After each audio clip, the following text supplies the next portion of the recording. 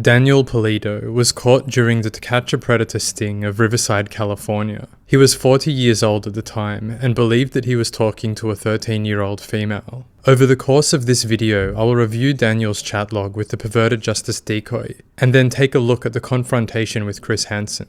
The information that is available to us is just a small window into Daniel's life. A window that I will be using to speculate on what may have been going on with him around the time of this incident. The commentary that I provide on this situation is for entertainment purposes. Be warned, the content of this video is verbally graphic. Viewer discretion is highly advised. As you likely saw in my previous upload on this channel, the chat log section of these commentaries causes a few issues with community guidelines. I understand this, seeing as things that are said within those pages are pretty horrific, and I tend to not shy away from highlighting the worst of it. To keep things somewhat safe for this platform, I'll skim through the log now and give you a very quick summary of what happens there. If you're interested in the full breakdown, that can be found over on Patreon. In saying that though, let's see if I can get a few excerpts from the chat log in, hey? To get started, Daniel learns right off the bat that the person he speaks to is a 13-year-old girl. He wastes no time musing that she could be pretty and turns his webcam on to show her his birthday suit. Where are you? In your room? Yeah, why? Just asking. Okay. Because I'm naked.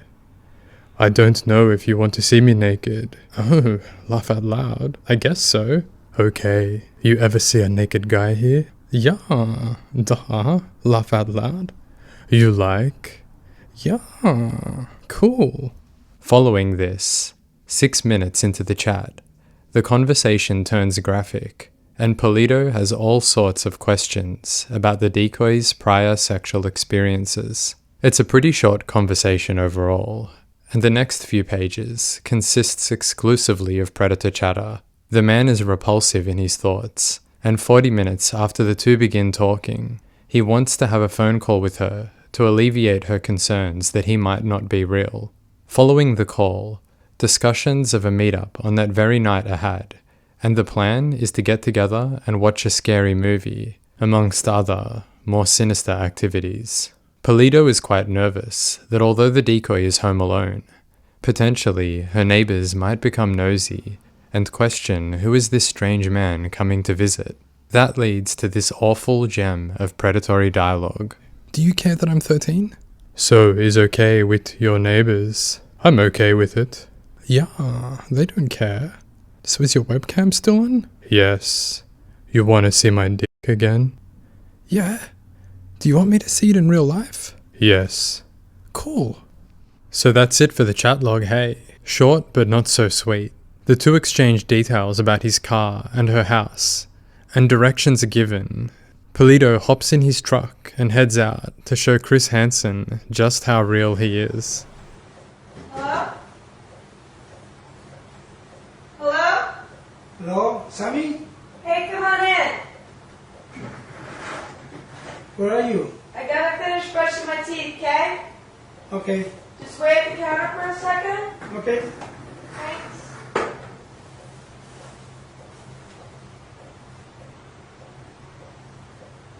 I'm facing quite the dilemma with this moment. I'm unsure if the man is as dopey as they come, or if he has keen instincts. The way he looks around the room could be that of a man who instinctually knows he's walked into a trap, or quite possibly, based on his docile appearance, he may be absent-mindedly following the decoy's instructions, and awkwardly waiting for the next occurrence. I truly don't know what it is, and quite possibly it could be a bit of both. I'll be right there.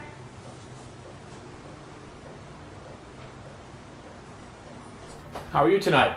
Well, why don't you have a seat right there, please? And do me a favor, keep your hands out of your pockets, okay? What are you up to tonight? Nothing. Nothing. No, Nothing or nothing good? nothing good. Nothing good. No. Right at the start, he has not put his best foot forward, as the man just inadvertently admitted guilt. Hansen threw a cheeky one-liner out, and Pulido not only acknowledges the deeper sinister meaning behind it, but laughs it off as though he's just been caught by one of his mates doing something not that bad. He's trying to downplay the seriousness of the moment, and doing so has put him into a position that not only makes him look ridiculous, but also oblivious to the foul intent of his presence. Yeah, who are you here to see? That girl on the internet. The girl on the internet. And what is that girl's name? I think it was Sammy. He thinks correctly. The girl's name is Sammy. Remembering her name like this makes me feel as though this predator falls into the category of man that sees his target as remotely human. All too often we see the predators unable to recall the child's name that they are here to molest. And although some would be feigning a lapse in memory to shroud their intentions in mystery, all I feel it does is expose how inhuman they are. They arrive to this location where there is a nameless child who serves no other purpose than to fit a character mold, an object which only is there to provide them sexual satisfaction. For Pulido to show that he remembers her name this way makes him ever so slightly less vile in my mind. In saying that though, he's just a step above some of the other foul creatures on this ladder. A ladder that still has hundreds of rungs to go before they ever catch a glimpse of decency. Sammy. Yeah. Right. And how old is Sammy? I don't know. She said that she was 14. 14. How about 13? I think so. 13. Yeah. 13. And how old are you? I'm 40. 40. Yes. And you think it's okay to come No, see it's a not. 13-year-old No, it's girl not. at 40? It's not okay. Then why did you do it? You know what? Strap yourselves in, because Pulido is about to take us on quite the uncomfortable journey. What? It's gonna seem crazy, Try me. but I was gonna tell her that there's a lot of people do that stuff like that. I wasn't gonna do anything to her because it happened to one of my cousins. What happened to one of your cousins? She got raped, Really? and By somebody she met on the yes, internet? Yes. And And how old is that cousin of yours? she's dead. She's dead. She's dead. Yes. She was killed? Well, the first time that she got raped, she didn't get killed, but she got killed after that. So she was raped, your cousin was raped Yes. by someone she met on the internet. Mm-hmm. And how old was she? She was 16. 16. Yes, sir. That must have had a big impact on your family. Tell me about it. In what year did this happen? Like 7 years ago. 7 years ago. But he took her to Mexico. He took her to Mexico. Yes. And where was she living in the United States at the time? She just came for a visit for 6 months. 6 months. Yeah. Because she was in trouble in Mexico. The chick came over and that happened. Did this make the news here? No. No. Her mom didn't want to. Yeah. Alright, let's take that back a little. It's going to seem crazy, Try me. but I was going to tell her that there's a lot of people do that stuff like that. I wasn't going to do anything to her because it happened to one of my cousins. What happened to one of your cousins? She got raped. Really? Pulido's claim of a family member who has been raped is a pretty intense thing to be saying. Bringing up this topic in any conversation is a showstopper, as it should be.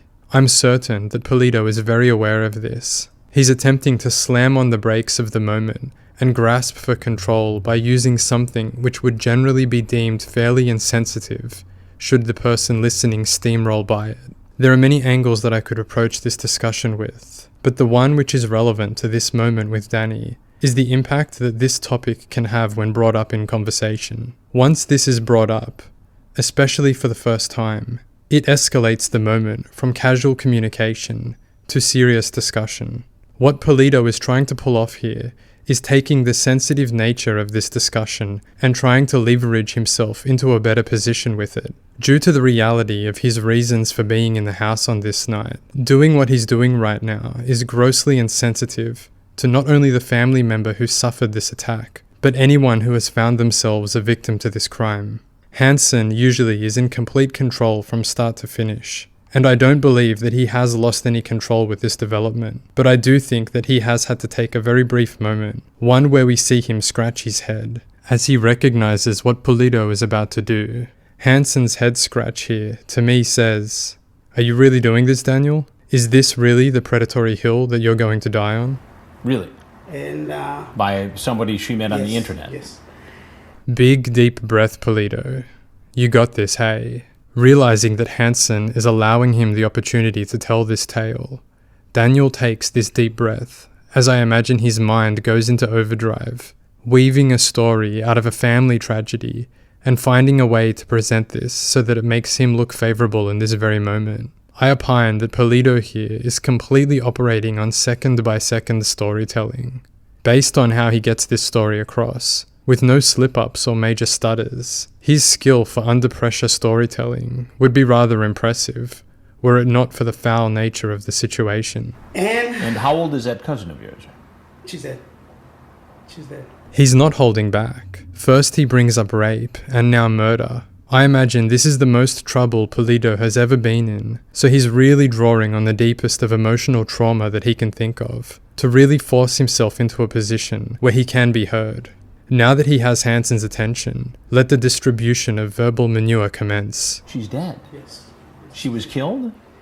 Well, the first time that she got raped, she didn't get killed, but she got killed after that.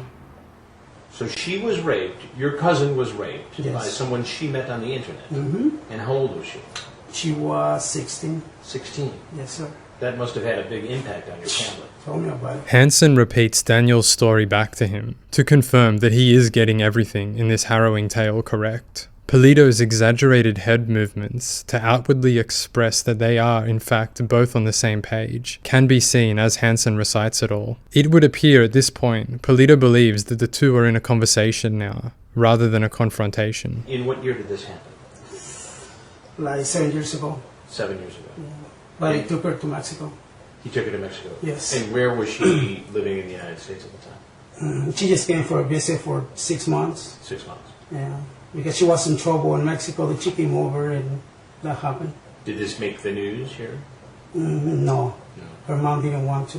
Yeah. Hanson mentions in a separate interview that he and his Dateline team looked into Pulido's story, yet couldn't find any details relating to it, even though they couldn't verify the legitimacy of these events. You may have noticed already that I am leaning more towards believing Pulido's story, or should I say, believing it to a degree. There's too many specific details that I really don't think Pulido could whip out on the spot, under pressure like this. He mentions that she had come from Mexico to America because she was getting in trouble back home. She came here to live with family and was only meant to stay for 6 months. Then, whilst visiting, at the age of 16, she met someone online whom attacked her sexually twice, then killed her.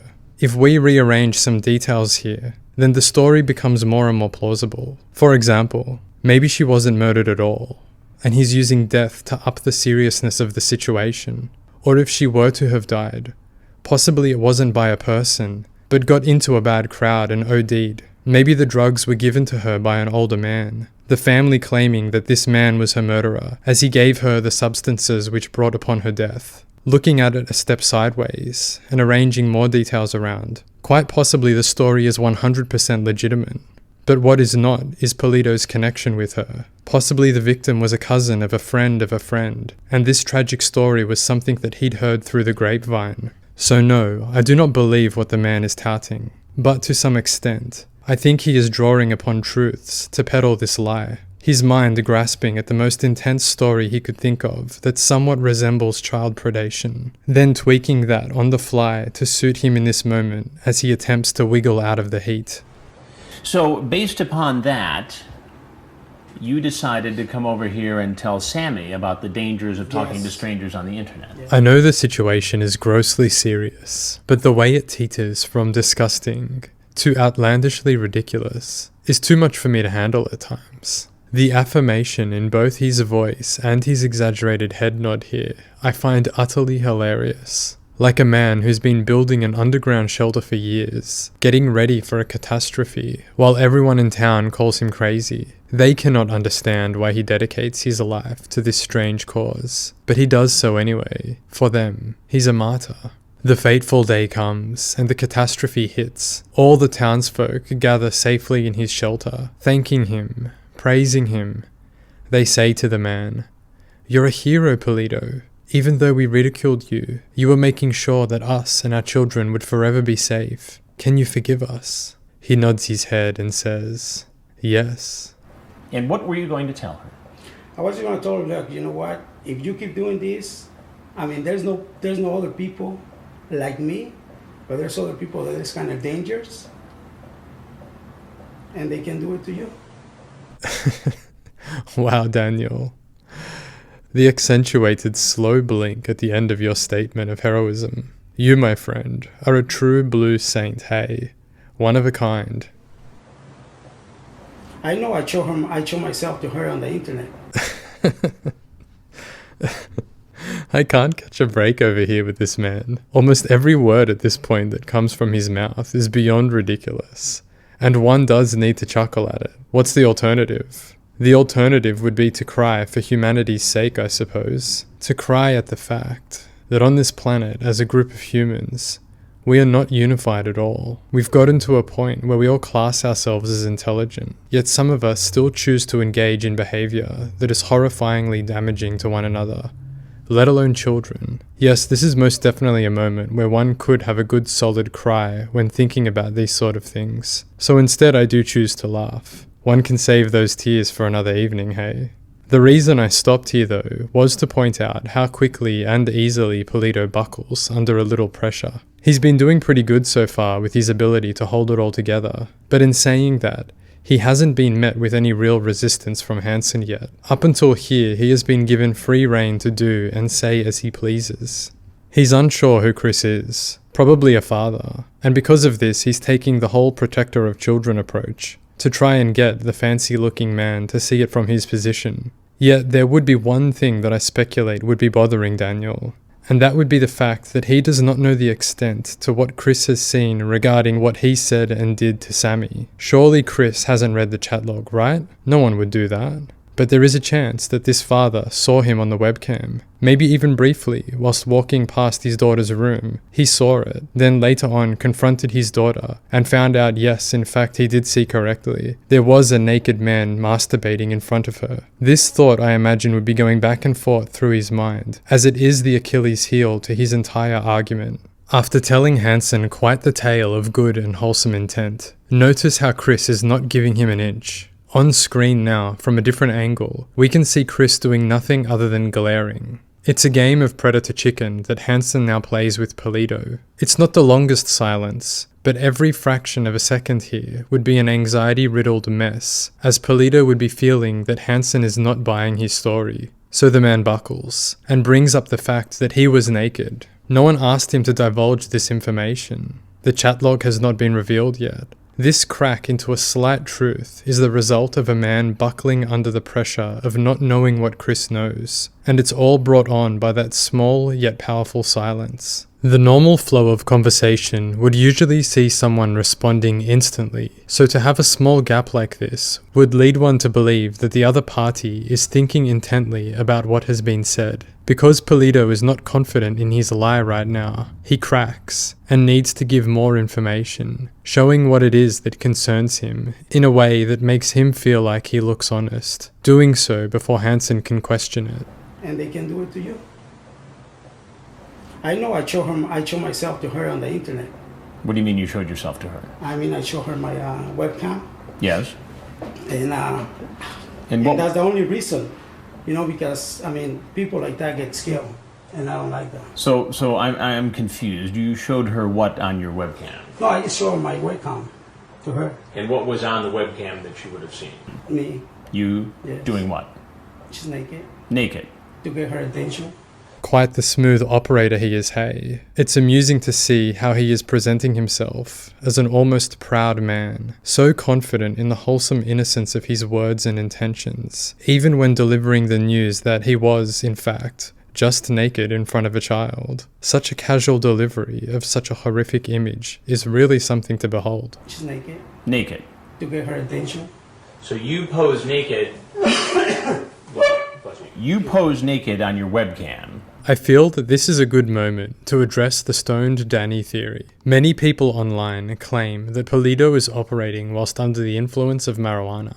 The main points in favour of this argument state the constant coughing, the not taking anything too seriously, and as you can see right here, the red, glassy eyes. I tend to leave talking about substance intoxication out of my videos, as it's impossible to prove whether a person is under the influence or not. We can all speculate based on appearances, that's for sure, but without hard evidence, we'll never really know.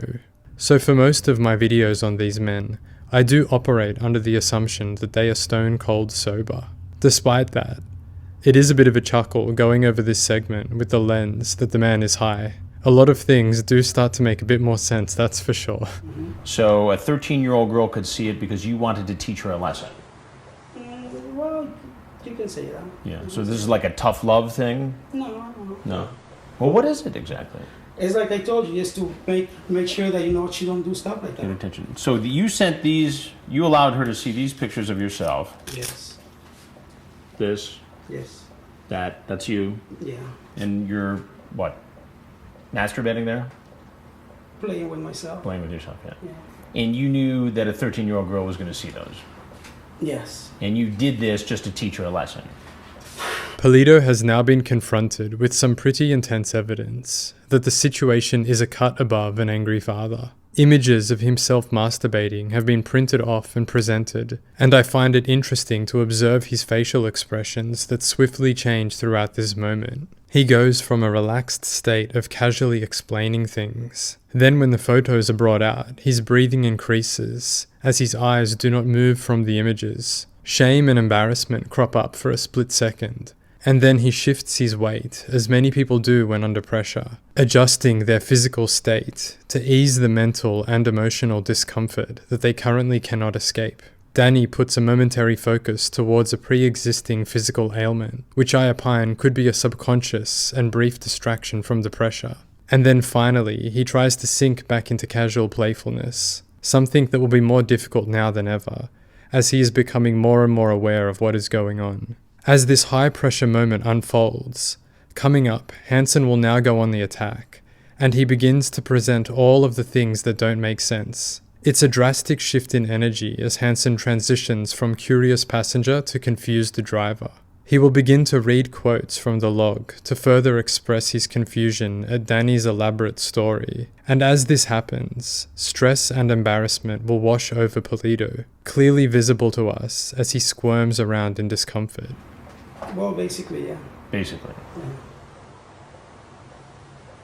Do you see why that's hard to believe? I know, yeah, it is. It is. First of all, you lied and told her you were 30. Yeah, And you're really 40. I'm 40. Right. Exactly. You say you're cute. You don't look 13. That's what I said. You ask where she is. If she's in her room. Yeah. Just asking because I'm naked. Right.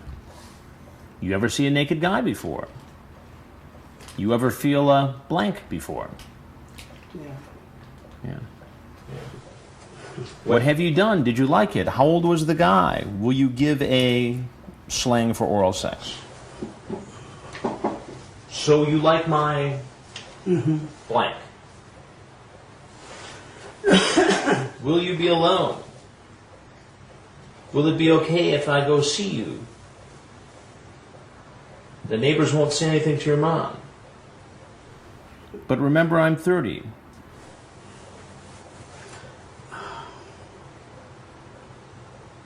You want to see my blank again?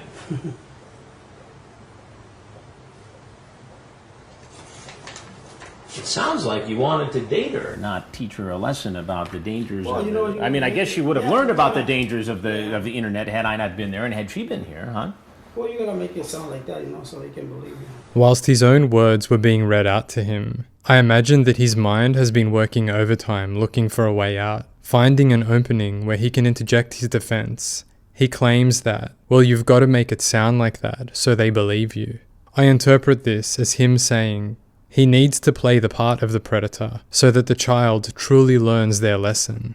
If I were to believe him, which I don't, then this is method acting to the extreme, and it's highly worrying because the big question is, how far would have he gone in predatory character to educate this girl on the dangers of men? What do you do for a living, Danny? I work in a parts department Where at? in Mariloma. At what company? It's called Valley Power Diesel. Valley Power Diesel. Yes. And have you done this sort of thing before where you've tried to teach a girl a lesson? No. This is the very, very first time I do stuff. Very first time.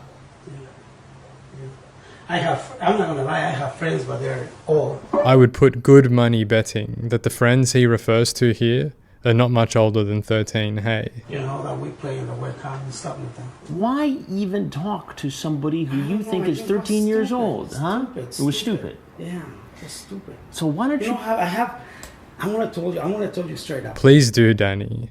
Please tell us straight up, hey. I thought the man was finished, against the ropes, done and dusted. But it seems as though he has another round in him, hey. I had a stepdaughter, Yeah. and she was, we separated from my wife. I have a 5-year-old kid.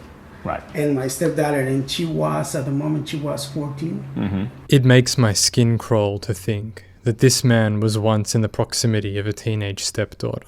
And she was doing the same thing, playing on the internet. Right. And she met a guy. He wasn't old enough, but he was like 17, but she was 14 at the moment. And I swear to, I got so pissed.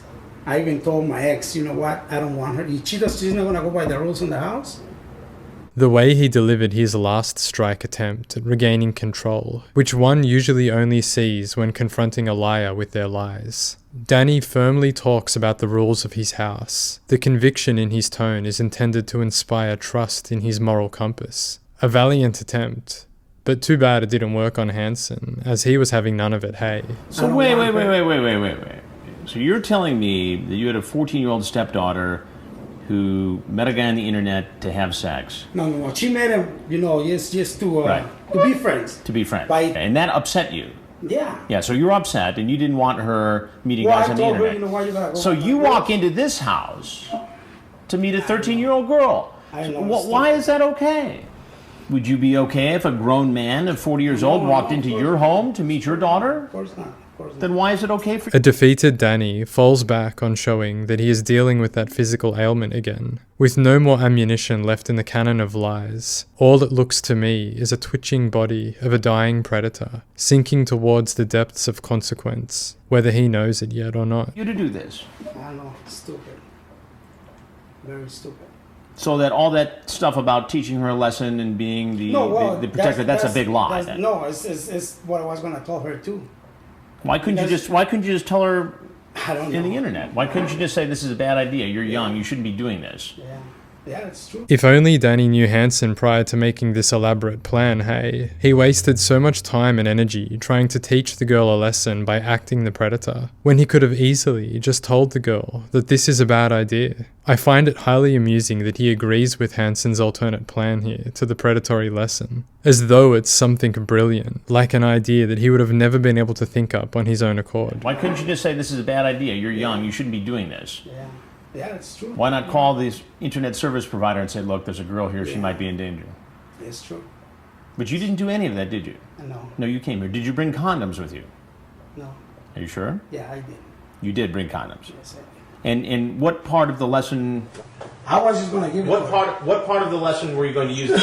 I wasn't gonna use them. I was gonna give them to her. You were going to give her condoms. And tell her, look, if you wanna do this, it's I want your own. If ever there was an image to identify the feeling of entitled failure, this would have to be it, hey. Pulido drifts between admitting guilt and firmly defending his actions. It's one of the most bizarre shifts towards a confrontational approach that I've ever witnessed. I can only imagine that he usually gets out of trouble with one or the other. In some occasions, he agrees with his attacker, so much so that they are forced to retreat, as there is no fight in him. Yet at other times, he firmly holds his ground with such entitled conviction that the other party is forced to surrender, being unable to topple the man's wall. In this scenario, though, it's as though he doesn't know which defense to take. So instead of picking one and sticking to it, he opts to clunkily drift between the two. All right, so you just came over to tell her it's a bad idea to talk to guys on the internet, but if you're going to talk, here, use some condoms. Danny, it doesn't wash. I know. It doesn't wash. Well, I'm sorry. Why don't you start again and just tell me what your plan was tonight? Just a minute. Just to meet her. Yeah. But the condoms, the sex talk. I know. I never done this before. I mean, I have never been in problems with the police.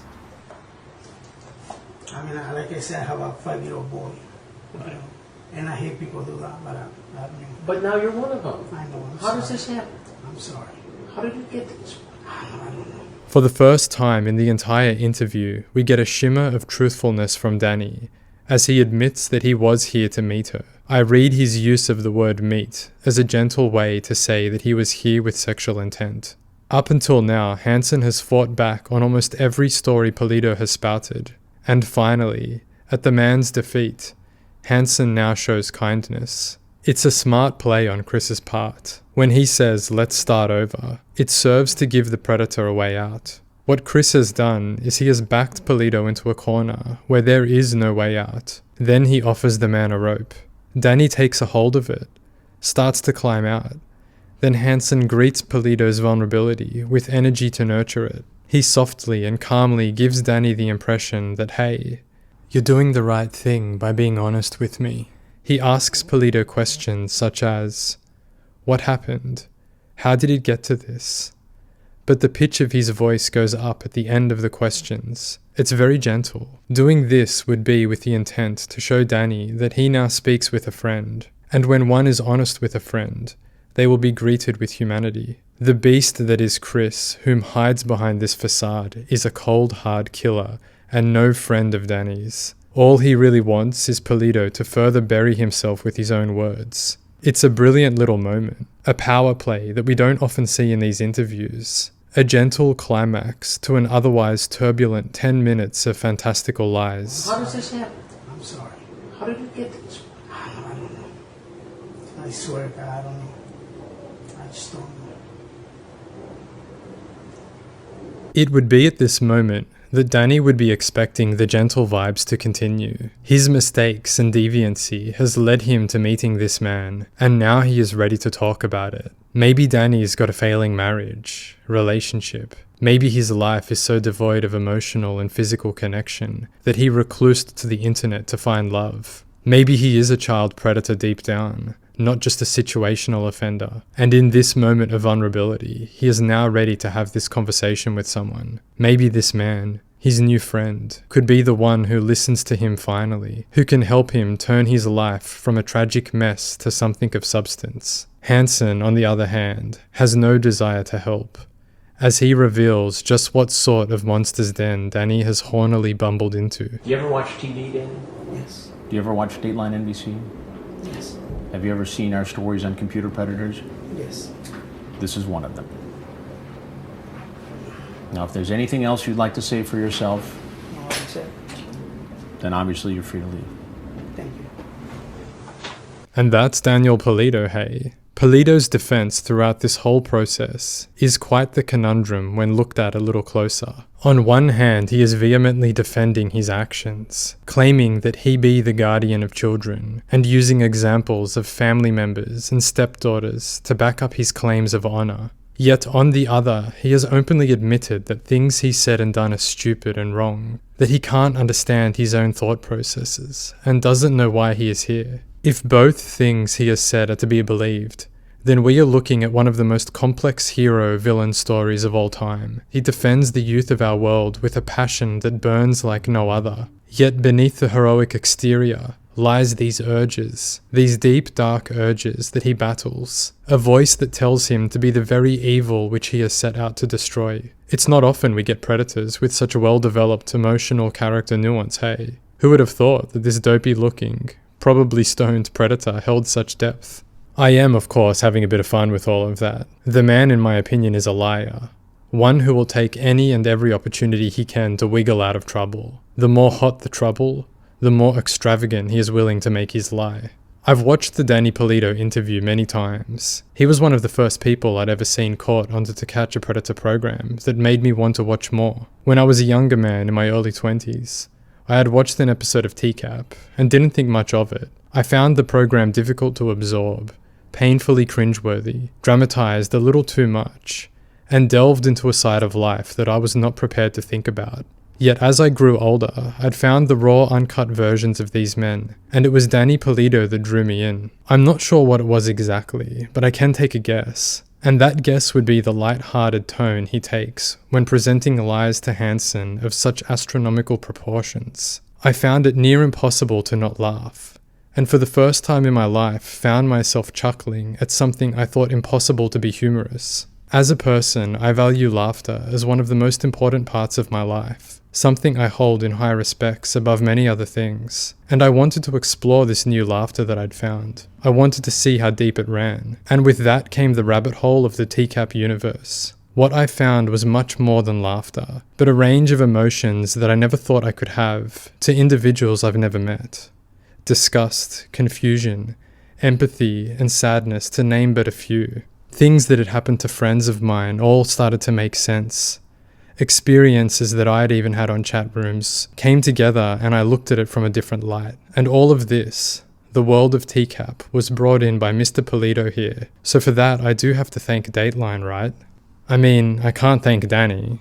I'd never thank anyone for embarking on this predatory life journey. But I can thank Dateline and Hansen for catching these men. I'm certain that they were trying to make money from the program, but making money and doing good don't have to be exclusively separate concepts. With the capture and publishing of men like this, I feel as though the program brought awareness to an issue that I've never really heard spoken about in any other parts of life. This is a serious issue amongst the human race. Predators will attempt to prey on children using whatever means they have at their disposal. And even though the chat rooms of TCAP times may be well outdated, the tactics are not. There are many Pulidos out there right now trying to catch children using an array of smartphone apps. And the more people who are aware of this dark part of the human experience, the safer our youth of the world will be.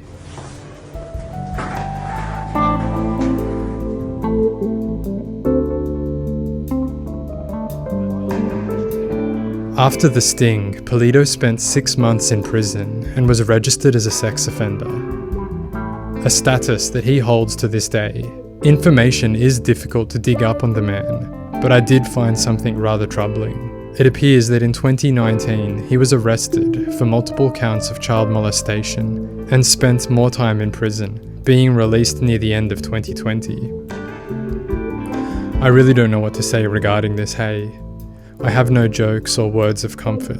All I can find myself thinking is that the man is a menace, and I truly hope from the bottom of my heart no children ever find themselves around him in the future.